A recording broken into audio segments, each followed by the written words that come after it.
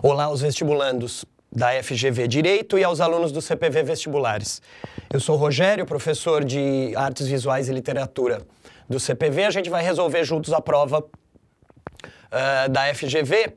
É sempre um prazer resolver essa prova porque ela tem questões inteligentes, valoriza a leitura do candidato, valoriza a investigação profunda, do sentido profundo das obras literárias e das obras de artes visuais.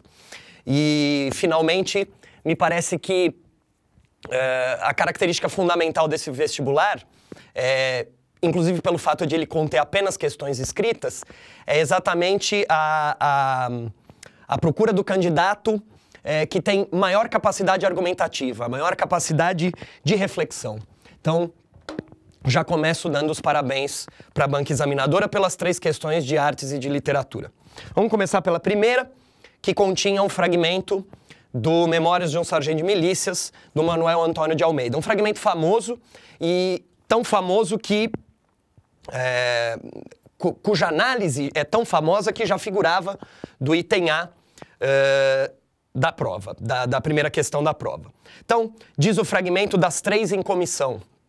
Partiram, pois, as 3 para a casa do major, que morava então na Rua da Misericórdia, uma das mais antigas da cidade.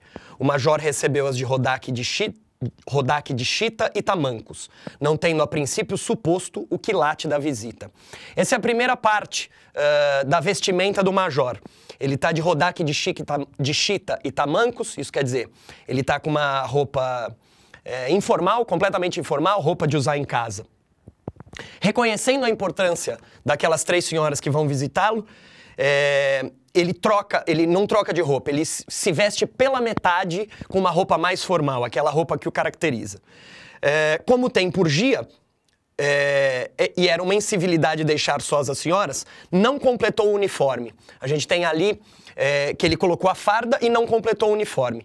E aí a gente tem a figura do major dividido em 2, vamos dizer assim, com a farda, vestindo a farda, representando aquilo que a gente chama, ou melhor, aquilo que Antônio Cândido chama, no famoso texto Dialética da Malandragem, de plano da ordem, o plano da formalidade, o plano que representa,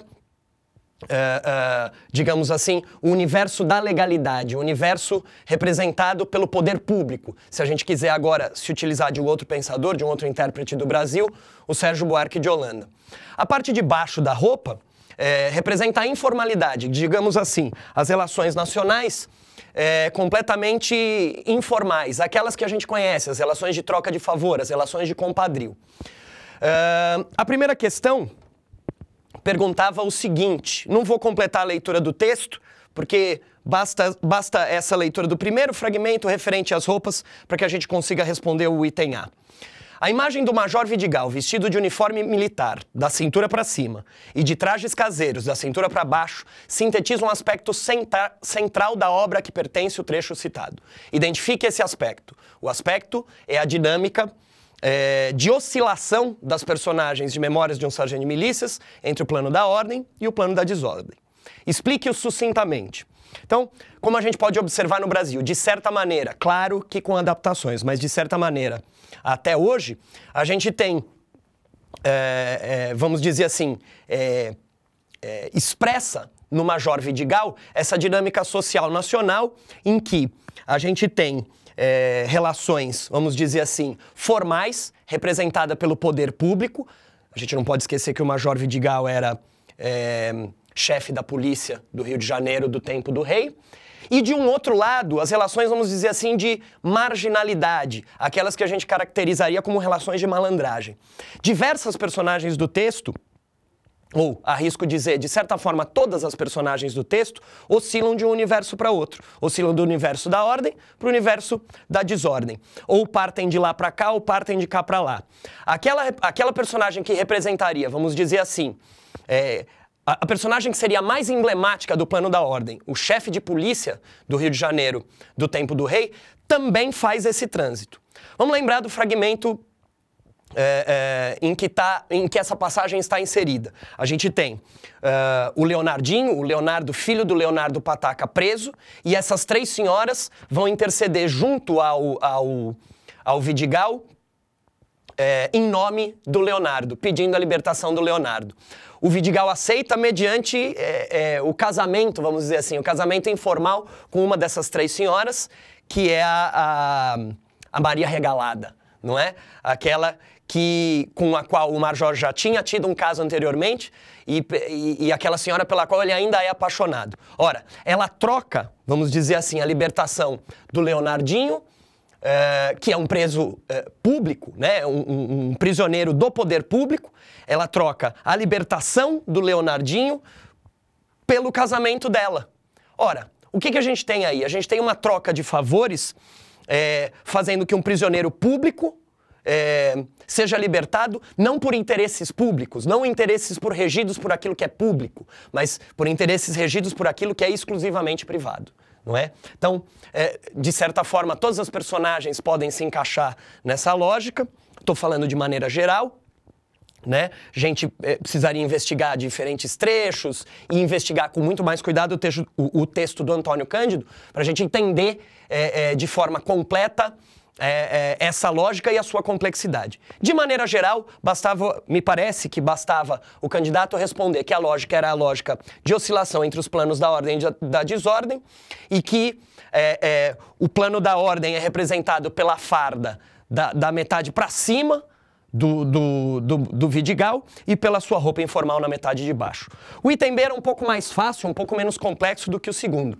Dizia o item B, considerando-se no contexto da obra, o trecho, o major tornava-se um babão, como só se poderia encontrar, segundo, no velho Leonardo. Esse trecho reitera a oposição do narrador a certo aspecto que, tradicionalmente, costuma ser considerado como uma das principais características do romantismo. Evidentemente, trata-se da idealização, não é? Então, nós não temos um major apaixonado, mas um major babão, não é? A figura do homem apaixonado não é tratada com idealização, mas é tratada com ironia, com humor, com um certo sarcasmo que levou, inclusive, não só passagens como essa, mas as passagens históricas, né? Aquelas em que a gente tem relatos de festas típicas, de acontecimentos típicos do Rio de Janeiro do tempo do rei. Essa interpretação essas ocorrências levaram alguns intérpretes a enxergar nas memórias do sargento de milícias um valor maior nos fragmentos documentais, vamos dizer assim, do que naquela dinâmica que a gente investigou no item A. A interpretação do Antônio Cândido, já sugerida no próprio manual da GV, os candidatos que investigaram, que leram com cuidado o manual da GV, perceberam que havia uma alusão direta ali ao texto Dialética da Malandragem, do Antônio Cândido. E essa era a dica para responder a questão de número 1. Questão de número 2 continha um fragmento do poema Florianáusea, do Carlos Drummond de Andrade. Vamos ler juntos e responder a questão. Preso à minha classe e algumas roupas, vou de branco pela rua cinzenta. Melancolias, mercadorias espreitam-me. Devo seguir até o enjoo? Posso sem armas revoltar-me? A gente tem esse fragmento, o fragmento inicial da Florianáusea, e depois a questão. Apesar de todas as diferenças que apresentam, há um fundo comum entre o célebre verso de Drummond, Melancolias, mercadorias espreitam-me, e o mundo figurado em um show de Truman. Em que consiste esse fundo comum? Explique brevemente. Essa não era uma questão fácil, essa era uma questão razoavelmente complexa. Eu vou tentar responder com brevidade, mas essa questão me parece ser das 3 a mais densa de todas. Vamos tentar responder brevemente. O que a gente observa no fragmento de A Florianáusea? Em primeiro lugar, a gente observa um sujeito... Vou voltar o poema na tela. Em primeiro lugar, a gente observa um sujeito poético aprisionado, um sujeito poético um pouco aflito. Observem, preso, não é? Em primeiro lugar, o título, A Florianáusea, não é? E logo depois, preso à minha classe e algumas roupas, vou de branco pela rua cinzenta. Melancolias, mercadorias espreitam-me. Me parece que o adjetivo preso, numa análise muito rápida, e a forma verbal espreitam-me, já aludem à sensação desse sujeito poético de que ele está aprisionado, de que ele está oprimido, melhor dizendo. Essa opressão vem exatamente dos termos melancolias e mercadorias.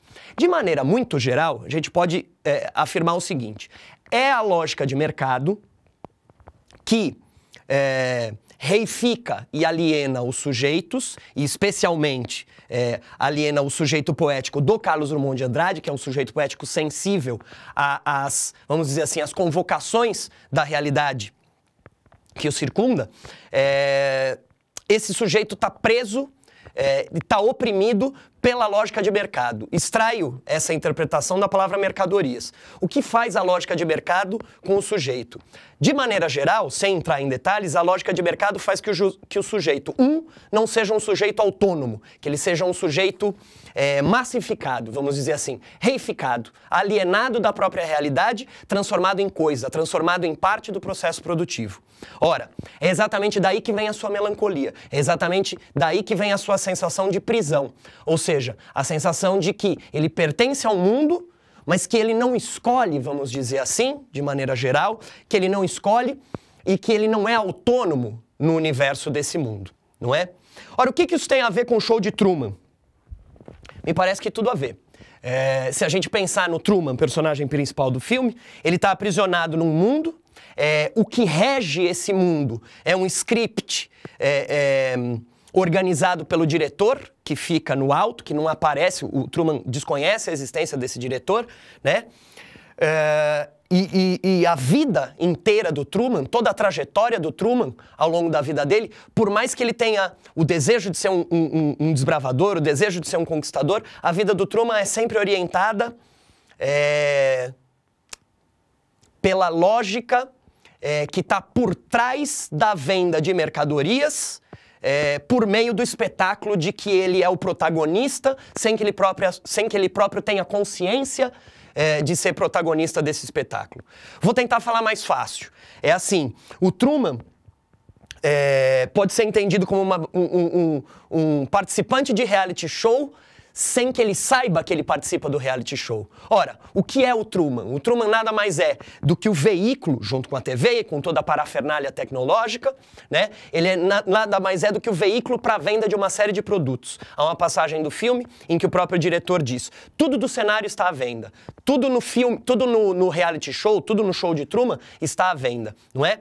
E a cerveja que o Truman bebe com o melhor amigo, o achocolatado que ele consome com a esposa, enfim, o carro em que ele anda, todas as coisas estão à venda, inclusive o próprio Truman, inclusive a própria vida do Truman, inclusive o próprio sujeito do Truman, que não é autônomo e que para conseguir a sua autonomia precisa romper com toda essa lógica, e o rompimento de toda essa lógica, de certa maneira, alude à morte. É uma interpretação possível para aquele final do filme em que o Truman pega o barco, vai até o horizonte e rompe o horizonte subindo uma escadinha, entrando numa porta que a gente não sabe onde vai dar, né? Eu fico muito feliz que essa comparação tenha aparecido, porque no CPV, nas aulas do CPV, nós tivemos a oportunidade não só de assistir, os alunos e eu, tivemos a oportunidade de assistir juntos a esse filme, tivemos a oportunidade de ler esse poema com cuidado, tivemos a oportunidade de comparar essas obras, essas duas e outras obras, e ainda ter um fundo teórico por meio de um texto do Walter Benjamin, que é chamado A Obra de Arte e na época das suas técnicas de reprodução. A gente leu alguns fragmentos desse grande pensador da arte na modernidade, e acho que essa leitura pode ter servido sensivelmente para a resposta dos candidatos, mas especialmente para os alunos do CPV. Vamos resolver agora a questão 3, que continha a reprodução do famoso quadro de Pedro Américo, O Grito do Ipiranga, Independência ou Morte, seguido de um fragmento do Raul Pompeia, autor do Ateneu, uma obra famosa da literatura brasileira. O primeiro efeito do quadro é uma lembrança da Batalha do Havaí, que é um outro quadro do Pedro Américo. As mesmas ancas nervosas de corcéis no primeiro plano, as mesmas caudas tempestuosas, o grupo sobre a colina à esquerda, como o de Caxias.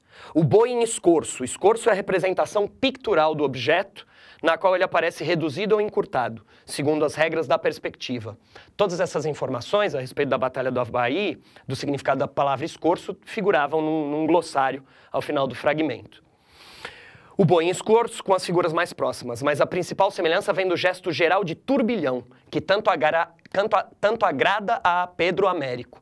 A gente tem, né, exatamente um movimento circular. Se vocês observarem o quadro, vocês podem perceber o movimento circular que a gente tem por meio desses dragões que estão aqui embaixo, né, desses cavaleiros que estão aqui embaixo, todos eles cercando o imperador que aparece aqui ao centro. O grupo do príncipe, sobre o outeiro, relativamente menos agitado, estremece num grande arranco, que vibra no sabre alçado e a espada para cima, não é? Que se comunica às dobras do vestuário, que tetaniza os jarretes firmados das cavalgaduras. Tetaniza enrijece, né? Então, a gente tem a ideia da rigidez, da firmeza, não é? E o jarrete é o nervo ou o tendão da perna do quadrúpede, dos cavalos no caso. Diante, em meia-lua, estava simultaneamente, propositalmente para o efeito de violência, uma linha de cavaleiros. É como a estacada milagrosa de um ciclone. Eleva-se a poeira, convulsionam-se penachos e crinas excessivas, inclina-se o aço limpo das espadas como dardos elétricos, as bainhas voam como a fugir de Baudrier. Baudrier é a correia tiracola a qual se prende a espada, da qual depois a espada é sacada. Enerva-se a linha toda com uma mesma crise de entusiasmo conflagrante. A tela grita.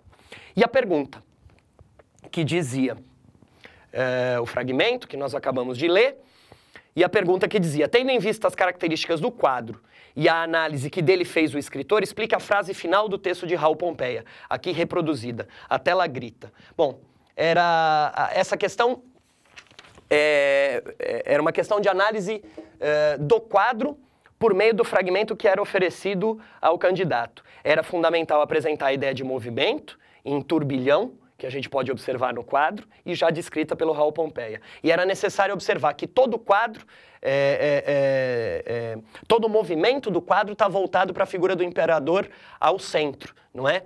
Essa figura do imperador ao centro, enrijecida e, de certa maneira, contendo o único plano mais elevado e mais estável, continha a ideia do grito, a ideia, finalmente, que dá título ao próprio quadro, que é o Grito do Ipiranga. Bastava relacionar o texto do Raul Pompeia com as características do quadro, que o candidato conseguiria responder a questão sem problemas. Bem, era isso. Agradeço a atenção de vocês, agradeço a atenção e a paciência de vocês e queria novamente elogiar a prova e a banca examinadora de Artes Visuais e Literatura por ter preparado uma prova que privilegia os candidatos de perfil mais reflexivo, de perfil mais analítico, em detrimento daqueles menos analíticos. É isso aí. Até o ano que vem. Forte abraço.